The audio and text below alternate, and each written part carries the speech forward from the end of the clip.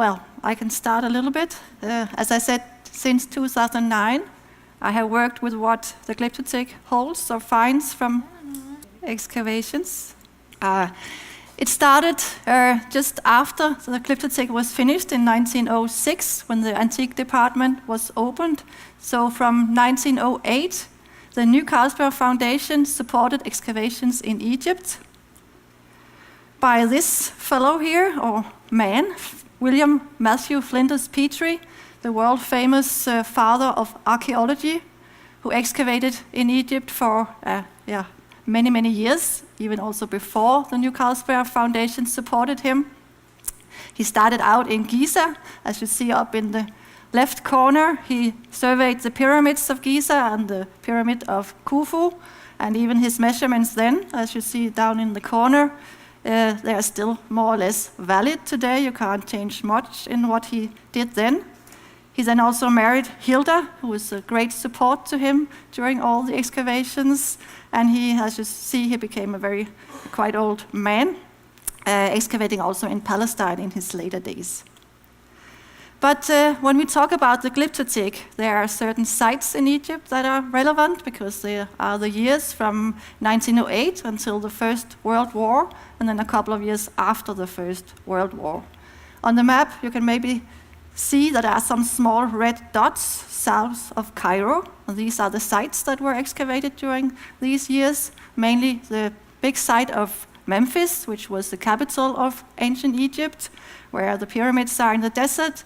Memphis is more in the Nile Valley and was a big city. There he excavated all the years from 1908 till 6 seasons. But Memphis was a very wet area, as you can maybe see from this old photo. So during some part of the winter when he was excavating, he was not able to excavate there when the water level was too high, and he excavated other sites such as Meidum, Hawara, and Harage, and other sites. And later, after the First World War, when he could excavate again, it was also Abydos in more southern Egypt.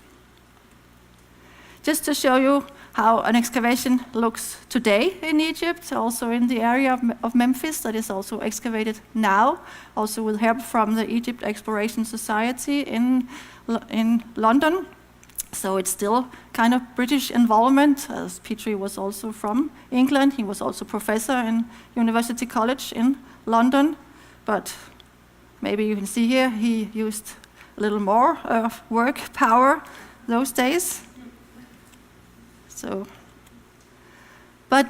let's start in the site of Memphis here, where he was making a living for these 6 years during the winter.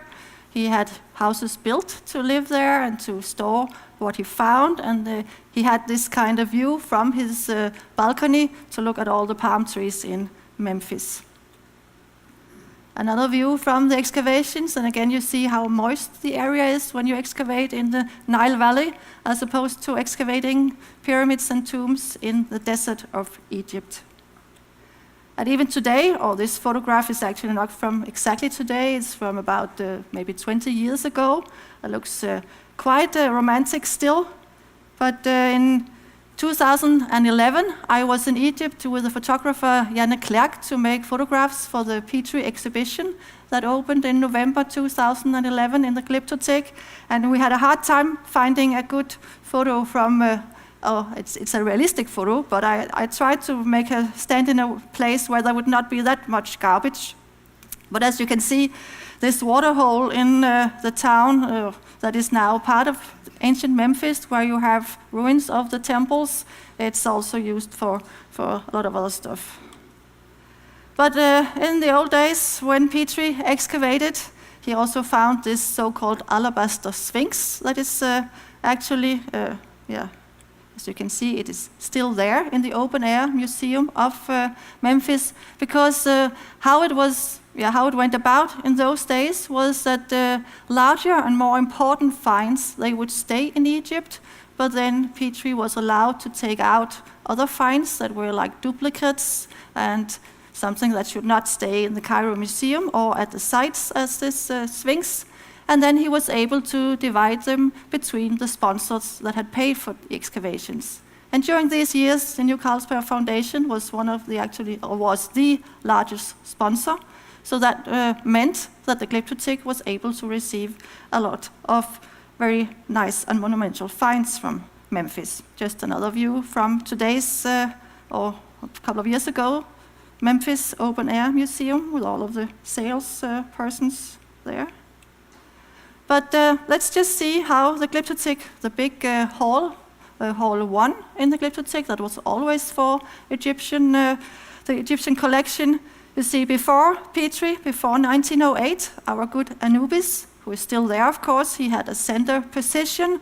He was quite monumental, but not as big as what we have today. Of course, Ramses and Ptah that have been in their place since, more or less, since they came to the Glyptotek after the excavations of 1912. He was found in 3 parts. The crown, as you can see, it's made in one stone, but the statue itself was broken in the middle. And Petrie made these field photographs. He was also a keen photographer. And actually, in his publication, he cut the photographs and put it together to look like a real statue, but it didn't till it arrived in the Glyptotek. So today, of course, we have Ramses and Ptah in the main position of the Egyptian hall, and they are not very easily moved, and also they give a balance to the room. They have the right position where they are in the middle, but to the back of the hall. Also, the gate that you see into the small Egyptian hall to the left is also from Memphis. That was actually from the first season of Petrie there, 1908. One of the side panels is a reconstruction to make it a whole gate. But the upper part and the left side, they are from a building by King Siamon in Memphis. But let's look also at what I had to do when I started my Petrie project. I went also to our storerooms to have a closer look. What do we have from these excavations? Where is it from? I went through all the register books to see. And there was this nice piece of sculpture, or actually architecture, with the king Amenhotep III and the goddess of Sekhmet, with a lion head. His offering to the goddess, and this piece has actually been in some publications. It's even been to other exhibitions around the world.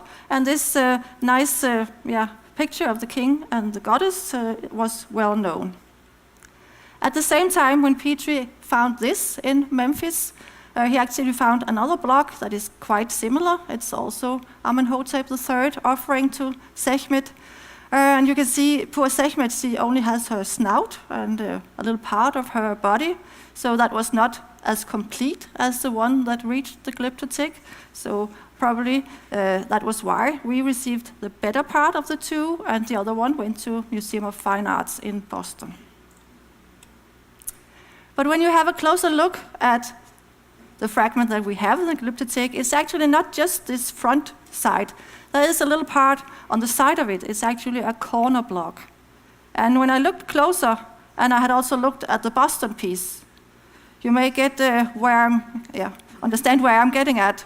You see there's also a part of Sekhmet on the side. That's her solar disk that she has on her head. And what is she missing here? Well, actually, the two pieces go together. Petrie never mentioned that. He found both of them, and he even mentions in his publication that there were also some other smaller fragments, but he never mentioned that they actually go together. And the piece that is in Boston, it's cut on the back, so it looks just like a relief, not like a corner part or something. But it's very clear that whatever they are missing in Boston, we actually do have when you look around the corner in Copenhagen. But this little part was never published, so you had to look at the piece itself to find out.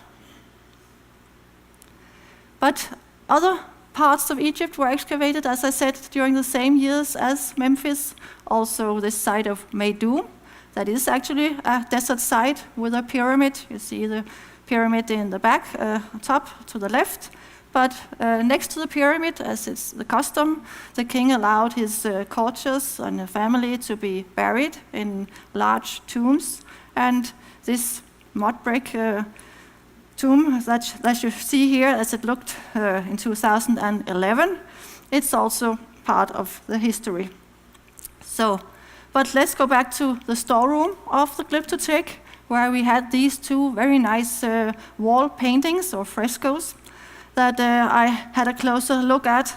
In our register, it said it was from Petrie from 1910, and I looked up Petrie excavated in Memphis in 1910, but also in Meidum.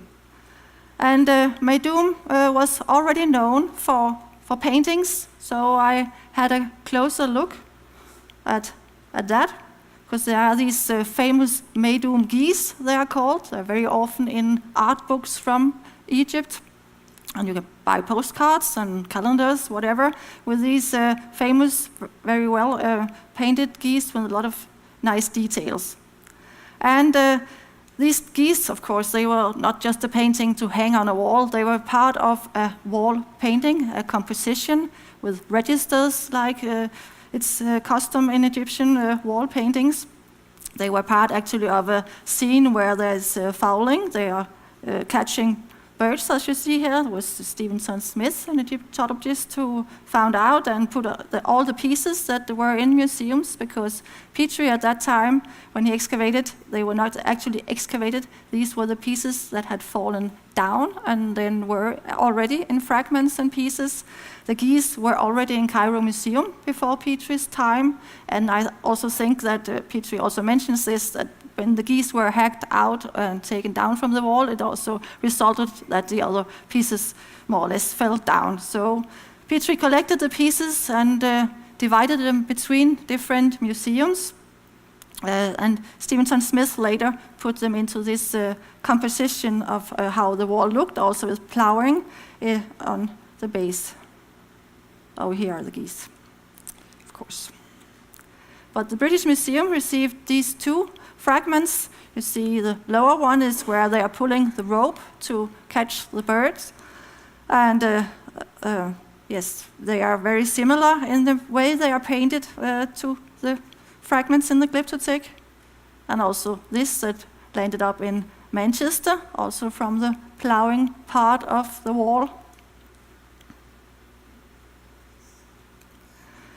Also in 1985, another scholar, Edwin Brock, he had actually tried to make a further reconstruction to this wall. He had added the tomb owner, Nefer Maat, because there was a little part in the Boston Museum of Fine Arts again that showed a part of a shoulder and part of a kind of a paulette or something that you carry on your shoulder.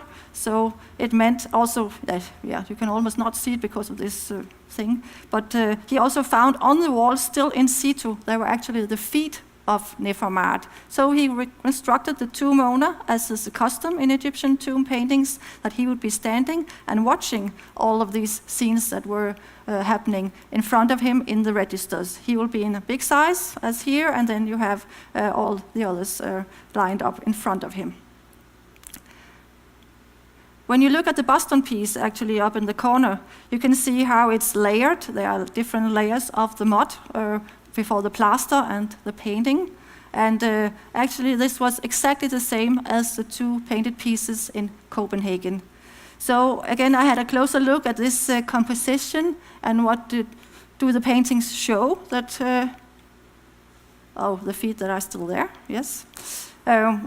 And to reconstruct Nefer Maat, Edwin Brock also used this relief of him that was also part of the tomb, where we also have this kind of a relief where you have a hollowed relief filled in with colored paste. And there you see he's actually wearing a dress of two leopard skins with each a tail of that he holds in each hand. So that's why Edwin Brock made him like this.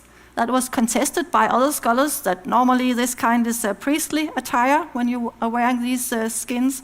So other scholars did not believe Edwin Brock's way of reconstructing this one.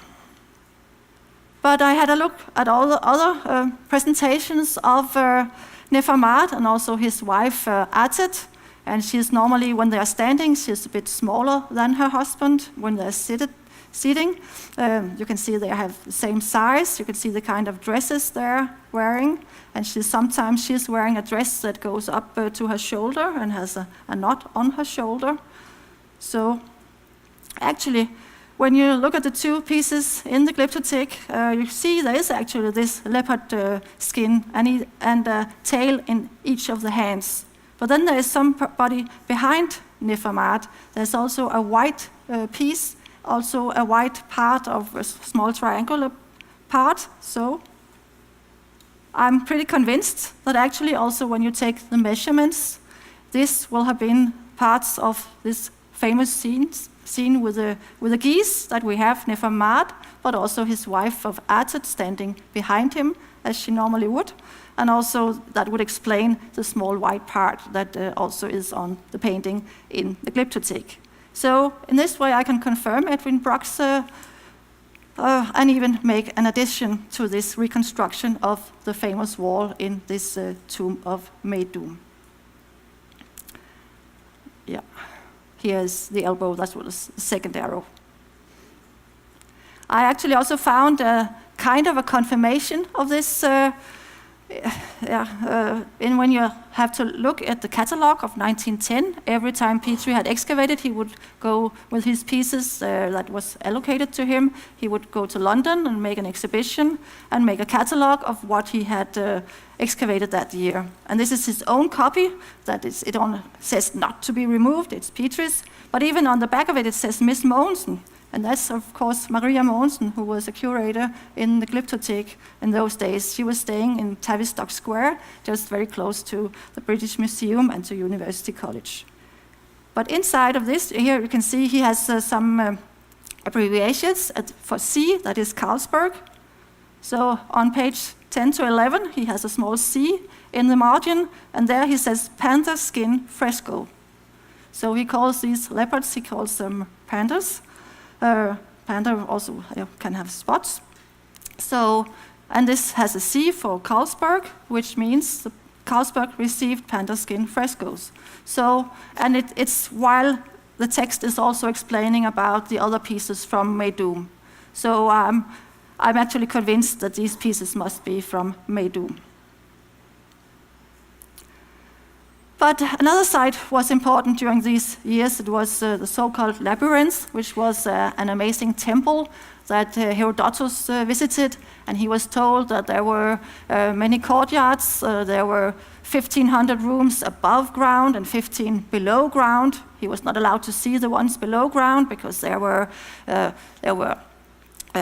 mummies and there were crocodile mummies down there, and he could not go there, but still it gives an impression of a very amazing temple that is all ruined and not with any kind of architectural remains, except, as you see, some columns lying around. Here Petrie found two shrines with two kings. You may all know the one that is when you go down the stairs to the mummy room in the Glyptotek. There's another one that stayed in Cairo. It's in front of the Cairo Museum today in the garden to the left of the entrance of the Cairo Museum. That's why this second one could go to the Glyptotek.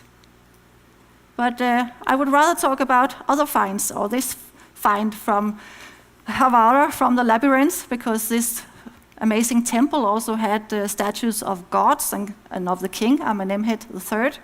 And this crown that Petrie found, he actually called it a royal crown. It is indeed royal. It has horns and feathers and all you can imagine of a royal crown. It has the ureus, the cobra snake, on the brow. But it does not have a head. It does not have a royal head to it, of course. It's just a fragment. So the scholar Ingrid Blomberg from Holland, she suggested it was not a royal crown. It was for a god, for the god of Sobek, the crocodile god that is was very famous at that time because it's the Fayoum area of Egypt. It's very moist and there were crocodiles at that time, so the god was an important god. she suggested that this one that is in a Asmolean museum in Oxford, also from Petrie's excavations, that our crown would fit this crocodile in Oxford. I sent the measurements there, and we found out that it was not completely matching. So I went on in my search, and there was another part of a Sobek that went again to the Museum of Fine Arts in Boston, and that seemed to be a much better match. The measurements were much better, and I was going to the States anyway on a study tour to look at their archives and storerooms to make Petrie connections. So I had a cast made of the top, or actually the base of our crown, to try and match it on this one. I went to Museum of Fine Arts, and they took out the Sobek for me. He was not on display. Here he is again, and 1, 2, 3, boom. Here, the pancake that I brought with me in my suitcase, that was actually a very good match. So we can now see that this crown in the storeroom of the Glyptotek, it belonged once to a magnificent statue of the god, the crocodile god of Sobek. He had all the horns and feathers and the 2 extra cobras hanging down on his sides that were also the only one of the 3 statues or part of statues found of Sobek, the only one in Boston that would match what we had in the Glyptotek. We cannot see the temple today, but we can try to imagine how it was once this grand temple or labyrinth with all the courtyards and maybe not 1,500 rooms above and below ground, but still many rooms and many statues. We have other fragments in the Glyptotek, but this is my favorite, of course. But Petrie had other scholars helping him. He had students, assistants, and one of them was John Garstang, and he stayed with him for some years. But then he went on to have his own excavations. He continued also in Meroe in Sudan. And again here, the Glyptotek came in as a partner with the New Carlsberg Foundation.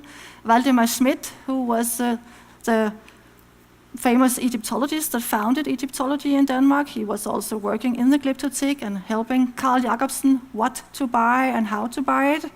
He suggested that it would be a good idea also to support Garstang in Meroe, because there would also be what they called at that time Grand Monument. So these great monuments we had already had, around the same time there was this Ramses and Ptah, but you see where the red arrows, they are the Meroe parts in the Glyptotek. I have to be a little bit quick. You see here the sculptures from Meroe when they were found, lying down here.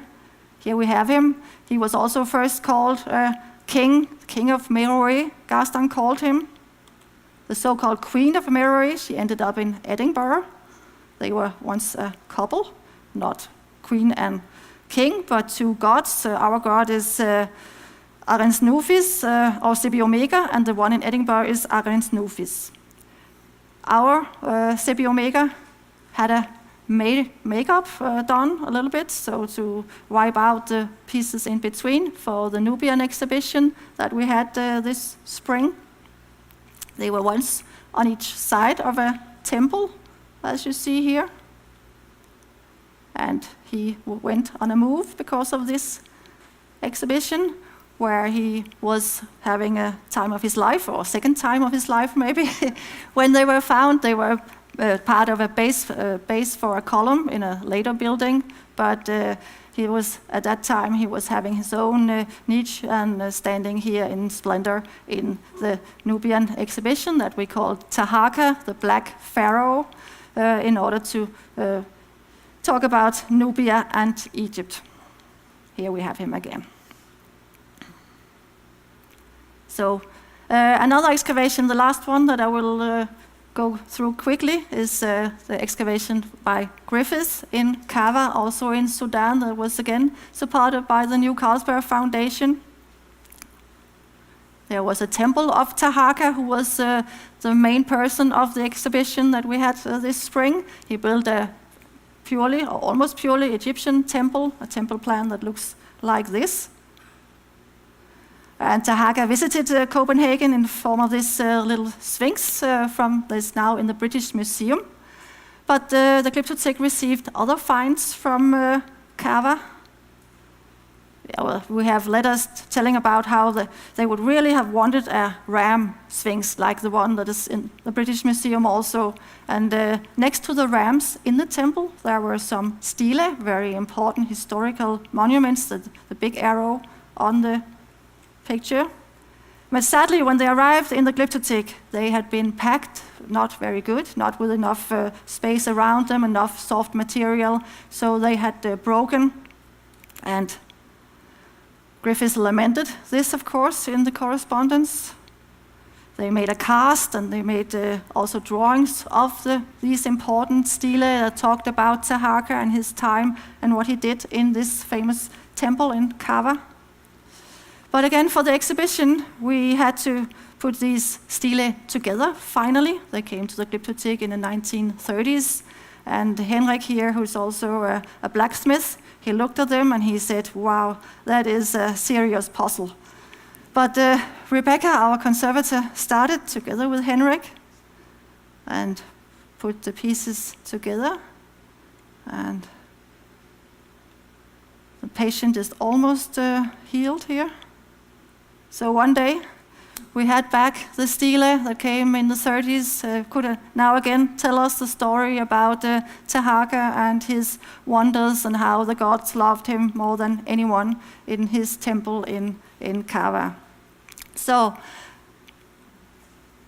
here it is in the exhibition, and here it is today when we still have a Nubian room also with the finds from Meroe and Kava from these two excavations. So, just, like this. Today, also with our new lighting, more than ever, we can show how the Grand Monument, also of the Egyptian collection, can shine in the Glyptotek, Ramses and Ptah and Sepi Omega back in the corner. They are very important parts of the Glyptotek Egyptian collection. That is also Nubian collection, as you have learned now.